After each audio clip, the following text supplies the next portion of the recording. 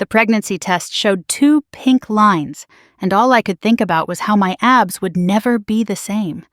Not about the miracle of life or the family we'd create, just my body, my freedom, and how this thing inside me was going to destroy both. My name is Vanessa, and I spent 9 months pretending to be a glowing mother-to-be while secretly wishing I could turn back time and stay on the pill. I need to be clear about something up front. I never hurt my baby, not physically. I took the prenatal vitamins, went to every appointment, avoided alcohol and sushi. I did everything right on the outside, but inside, where no one could see, I hated every second of being pregnant. Hated what it was doing to me. Hated how it was changing my life before it even began. The morning I found out, my husband Grant was in the shower. I sat on our bathroom floor in our condo in Portland, staring at that positive test like it was a death sentence. We'd been married 3 years. He'd been pushing for kids since our first anniversary. I'd been secretly renewing my birth control prescription and telling him we should wait. Just a little longer, I'd say. Let me get one more promotion. Let us travel a bit more. Let me hit my goal weight. There was always another excuse, another reason to delay. Grant accepted them all because he trusted me, because he believed I wanted children as much as he did, because I'd been lying since before we even got married.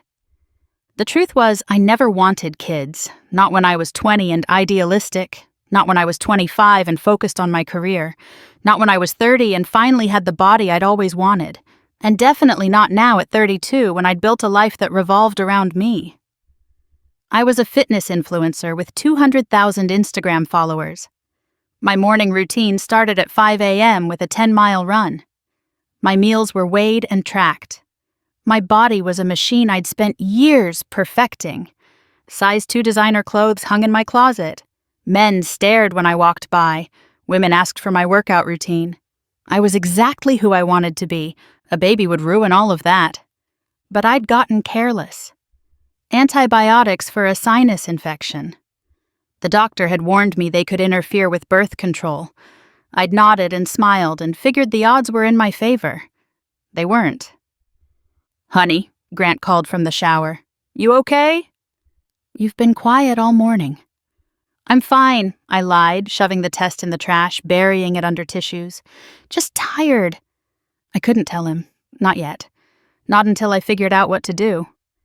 The obvious solution whispered in my mind. It would be easy. Private. Grant would never have to know.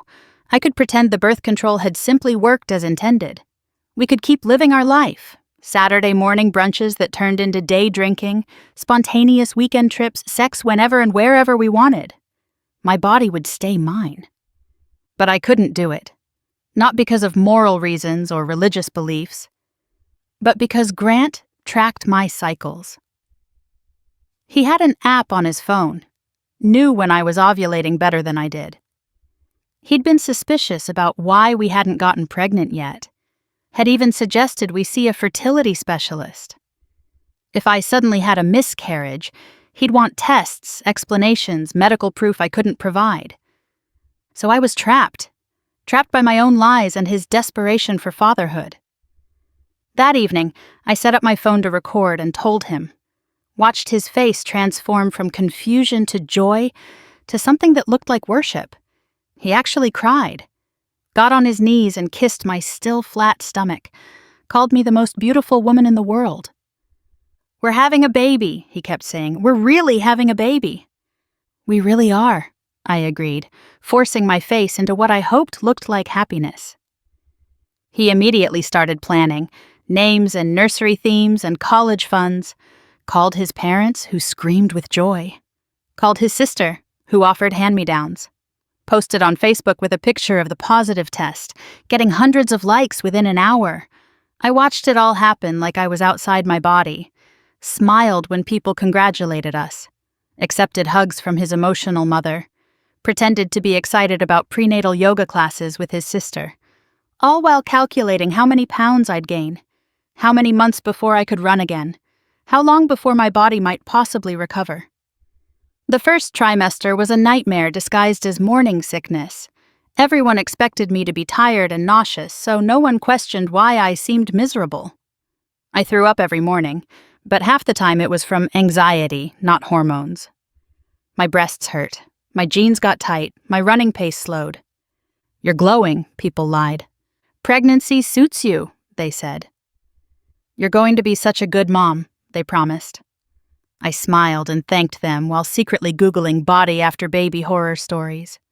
Stretched skin, separated absolute, sagging breasts, incontinence. Women who never got their bodies back no matter how hard they tried. Women whose husbands stopped finding them attractive. Women who lost themselves in motherhood and never found their way back. Grant was the opposite of helpful. He treated me like glass, wouldn't let me lift anything heavier than a coffee mug. Started cooking elaborate healthy meals because we need to nourish our baby. Bought pregnancy books and read passages out loud. Downloaded apps that told him the baby was the size of a grape, a lime, a peach. "Can you believe it?" he'd say, hand on my stomach. "There's a little person in there." "I know," I'd respond. "I can feel it." What I felt was invaded, colonized. Like my body had been hijacked by a parasite everyone expected me to love. The second trimester brought the real changes. My abs, which I'd spent years sculpting, disappeared under a bump that seemed to grow overnight. Clothes stopped fitting. I had to buy maternity workout gear that made me look like a stuffed sausage. My Instagram engagement dropped as I posted less and less. "You should do pregnancy content," my friend Heather suggested. "Fit mom stuff is huge right now." The thought made me want to scream. I didn't want to be a fit mom. I wanted to be fit, period, without the mom part. But I did it anyway. Posted bump photos with captions about growing a miracle and strongest thing I've ever done. The comments poured in from women who'd been through it, offering advice and solidarity. I hearted them all while dying inside. Grant documented everything, took weekly photos of my growing belly, made a scrapbook, talked to the bump every night, telling it about his day, singing songs, reading stories. He was going to be an amazing father, the kind who'd wake up for night feedings without complaint, who'd change diapers with a smile, who'd love every second of parenthood. I was going to be the mom who missed her old life every single day. The anatomy scan at 20 weeks revealed we were having a boy. Grant cried again. Started calling the baby our son and little man. His parents bought Yankees onesies and tiny basketball shoes. The nursery planning intensified. "I'm thinking nautical theme," Grant said, scrolling through Pinterest. "Or maybe woodland creatures?" "What do you think, babe?" "Whatever you want," I said. "You're the one with the vision." "But it's our baby." "I want you to be excited, too." "I am excited," I lied. "Just tired." "Growing a human is exhausting." He accepted that excuse like he accepted all my excuses, rubbed my feet and told me I was doing amazing, said he loved me more every day, said he couldn't wait to see me as a mother. I couldn't wait for it to be over. By the third trimester, I was unrecognizable, 40 pounds heavier, waddling instead of walking, sweating through the simplest activities. My feet were swollen. My back hurt constantly. I hadn't seen my vagina in months. Sex was awkward and uncomfortable, though Grant still tried to tell me I was sexy. "You're beautiful," he'd say, kissing my stretched stomach. "I'm huge," I'd counter. "You're perfect." "You're carrying our son. Our son." Like the baby was already more important than I was. Like my only value now was as a vessel. The baby shower was torture. Sitting in a circle of excited women, opening tiny clothes and discussing breast pumps. Grant's mother gave a speech about the joys of motherhood, how it was a woman's greatest accomplishment. My own mother, who'd flown in from Phoenix, wiped away tears as she talked about becoming a grandmother. "Vanessa was born to be a mother," she said. "Even as a little girl, she was always so nurturing with her dolls." I wanted to scream that dolls didn't scream all night or blow out diapers or destroy your body, but I smiled and opened another package of burp cloths. My sister-in-law pulled me aside during the shower. "Can I be honest?" she asked. Sure, I said, hoping she'd somehow sensed my misery and was about to offer an escape route. Motherhood is hard, she said. Like really hard. My body was wrecked. I didn't feel like myself for over a year. Sometimes I missed my old life so much I'd cry in my car. But, I prompted, knowing there was always a but. But then he smiles at you or says mama or falls asleep on your chest and none of that matters anymore. The love you'll feel. Vanessa, it's unlike anything else. It makes everything worth it. I can't wait, I said, the lie bitter on my tongue. Week 37 brought Braxton Hicks contractions and a new level of discomfort. I couldn't sleep, couldn't get comfortable, couldn't exercise beyond gentle walks that felt like marathons. My body, my beautiful, carefully maintained body, was ruined. Just a few more weeks, Grant would say cheerfully. Then we get to meet him. A few more weeks until my life as I knew it ended completely. I went into labor at 39 weeks, 2 days. My water broke at 3 a.m., flooding our bed. Grant jumped up like he'd been electrocuted, grabbing the hospital bag he'd packed weeks ago, calling the doctor, timing contractions. He was ready. So ready, I wasn't. The ride to the hospital was surreal. Portland was dark and quiet, the streets empty. Grant held my hand, told me I was doing great, reminded me to breathe through contractions. In between the pain, I stared out the window and mourned the life we were leaving behind. The next time we drove home, there'd be a baby in the car. Nothing would ever be the same. Labor lasted 18 hours. 18 hours of pain and pushing, and people staring at my exposed body. The epidural only partially worked. I felt everything on my left side, screamed and swore and begged for it to be over. Grant never left my side, letting me crush his hand, wiping my face, telling me I was the strongest woman he knew. I can't do this, I sobbed around hour 15. Yes, you can, he insisted. You're almost there. Our son is almost here. Our son. Always our son. Like I was just the incubator. When they finally placed the baby on my chest, everyone expected me to cry with joy. The nurses smiled expectantly. Grant was sobbing. The photographer he'd hired captured every moment. I looked down at this wrinkled, screaming creature covered in blood and fluid and felt nothing. No overwhelming love. No instant connection. Just exhaustion and a vague disgust at what my body had just been through. Isn't he perfect? Grant whispered. Perfect, I agreed, because what else could I say?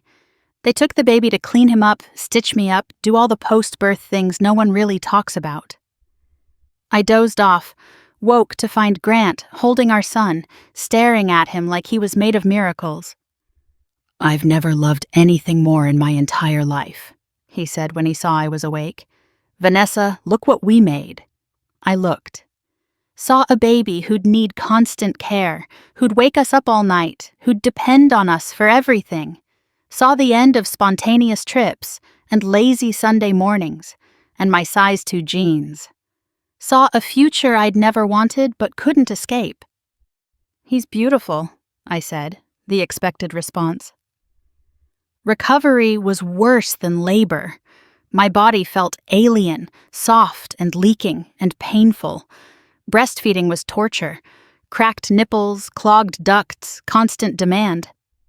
The baby, who we'd named Oliver, wanted to eat every 2 hours. I hadn't slept more than 45 minutes at a time in days. You're doing amazing, Grant kept saying. I wasn't. I was falling apart. 2 weeks postpartum, I stood naked in front of our bathroom mirror and cried. My stomach was loose and wrinkled, hanging over my C-section scar. My breasts were huge and painful, nothing like the perky B-cups I'd loved. Stretch marks covered my hips and thighs. I looked like a deflated balloon. What's wrong? Grant asked, finding me there. Look at me, I sobbed. I'm destroyed. You're beautiful, he insisted, wrapping his arms around me. You just gave birth. Your body did something incredible. I don't want an incredible body. I want my body. It'll come back, he soothed. Just give it time. And even if it doesn't, who cares? We have Oliver now. Who cares? I cared.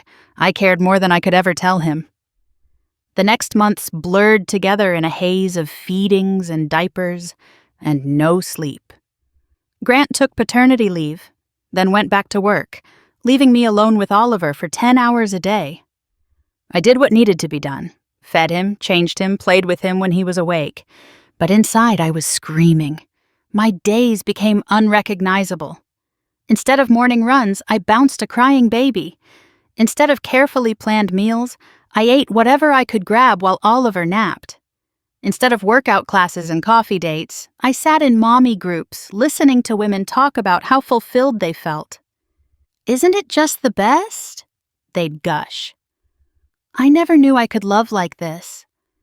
The best, I'd agree, hating them all. Social media became torture. My fitness followers disappeared, replaced by mommy bloggers sharing tips on sleep schedules and milestone tracking. My carefully curated feed of workout videos and healthy recipes became a stream of Oliver photos that got fewer likes each time. Grant didn't notice my misery. He was too in love with being a father.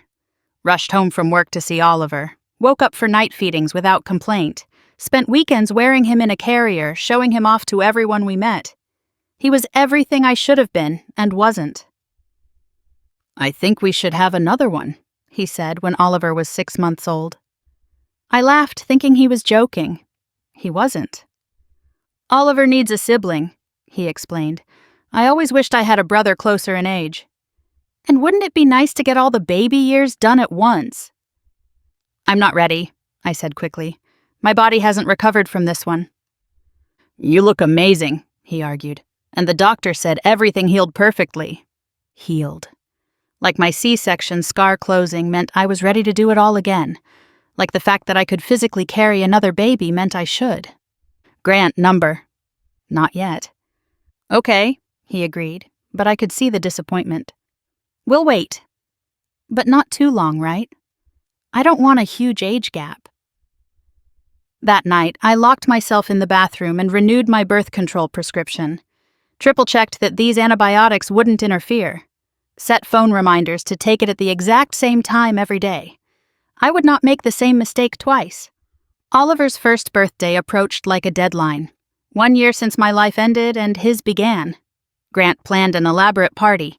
Safari theme, custom cake, photographer to capture every moment.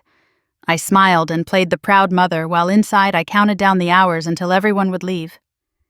"He's getting so big," my mother cooed, watching Oliver smash cake into his face.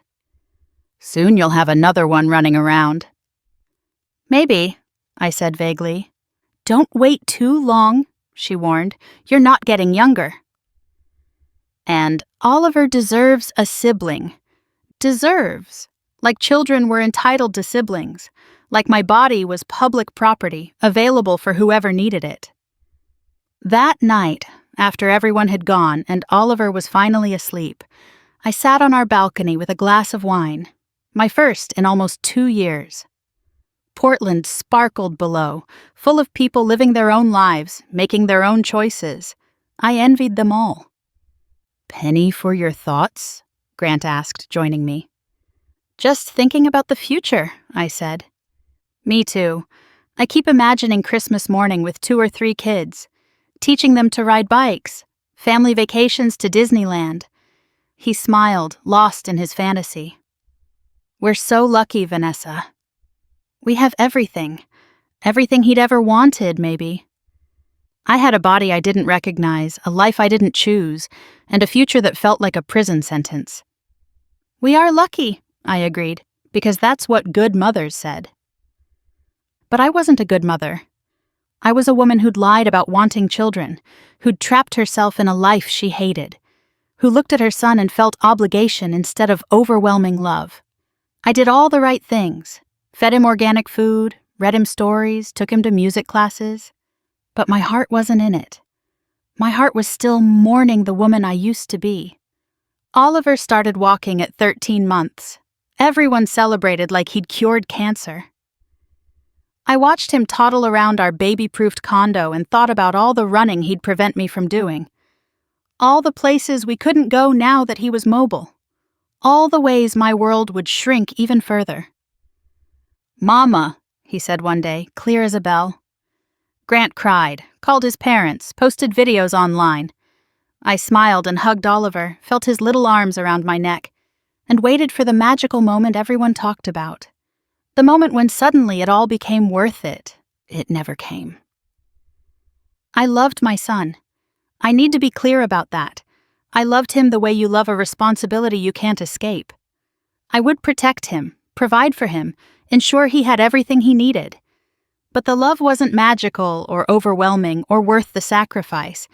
It was just another obligation in a life full of them. Grant never noticed. He was too happy being a father to see that I was drowning in motherhood. He'd come home to a clean house, a fed baby, a wife who said all the right things. He didn't see me crying in the shower, didn't know I fantasized about getting in my car and driving away, didn't realize that when I said I was going to Target, I sometimes just sat in the parking lot, enjoying an hour of solitude. "You're such a natural mother," he'd say, watching me handle Oliver's tantrums with practiced calm. Natural. Like lying every single day came naturally. Like pretending to be fulfilled was natural. Like sacrificing everything I'd ever wanted for myself was natural just because I had a uterus. Oliver is 2 now. Talking in full sentences, running everywhere, demanding constant attention. Grant is pushing harder for a second child. My mother calls weekly to remind me about my biological clock. His parents hint about wanting more grandchildren. Everyone has an opinion about my body and what I should do with it. "Just one more," Grant pleaded last night. "A girl this time. Wouldn't that be perfect?" "We have Oliver," I reminded him. "Isn't he enough?" "Of course he is." "But don't you want him to have a sibling? Don't you want to experience it all again?" Experience it all again. The nausea, the weight gain, the destruction of my body, the loss of myself, the sleepless nights and endless diapers and complete erasure of my identity beyond Oliver's mom. "I'll think about it," I lied. But I won't think about it. I'll keep taking my birth control and making excuses and pretending to be the mother everyone thinks I am. I'll raise Oliver and give him everything he needs while secretly resenting what he took from me. I'll stay married to Grant because leaving would mean shared custody, and at least now I get every other weekend when he takes Oliver to his parents. Grant just texted, "Oliver said something cute at daycare." There's a video attached that I'll watch and respond to with heart emojis, playing my part perfectly. Tonight I'll make an organic dinner, manage bath time, and read bedtime stories. I'll kiss my husband and tell him maybe we can start trying for another baby soon, buying myself another month of my life. Later, after they're both asleep, I'll stand on our balcony and mourn the woman I killed to become this. She ran marathons and had perfect abs and lived life on her own terms. I miss her every single day. But she's gone. Oliver made sure of that, the moment he took his first breath and stole mine. Everyone says motherhood is a gift, that it's all worth it. But that is the biggest lie of all. I know because I am one of those women who looks at her child and sees the beautiful life he ended, not the new one he began. I'll take that secret to my grave, along with the birth control pills I hide in my tampon box, and the ghost of the woman I used to be.